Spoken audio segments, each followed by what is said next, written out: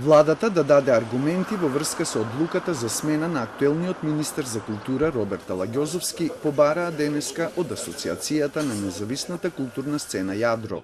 Како што рекоа, започнатите реформи во културата од страна на Алагјозовски се солидни, но изразија загриженост дека со најавите за владината реконструкција, кандидатите од БЕСА за нов министер за култура досега не кажале јавно на кој начин ќе ги продолжат започнатите реформи во оваа област.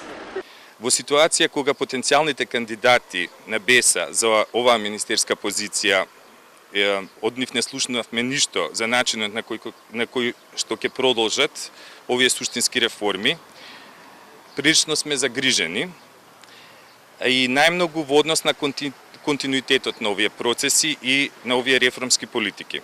Во одбрана на компетентноста на министерот Алагјозовски и неуспешно започнатите реформски процеси, во отворено писмо до премиерот Заев реагира од бордот на кооператива, регионална мрежа на организации од независната културна сцена и современа уметност. Ние сметаме дека смената на господинот Алагјозовски ја одразува незаинтересираноста за развојот на културата, како и длабоко занемарување и погрешно сваќање на улогата и релевантноста на секторот во поширокиот општествен и меѓународен контекст.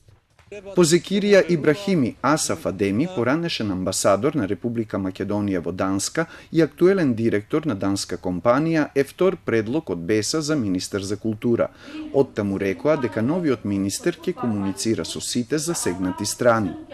Тој ќе биде подготвен да ги сослуша сите предлози, жалби, сугестии и критики од јавноста, без оглед на етничката припадност, сето ова со цел да се произведат вистинските културни вредности за доброто на сите граѓани и на земјата воопшто.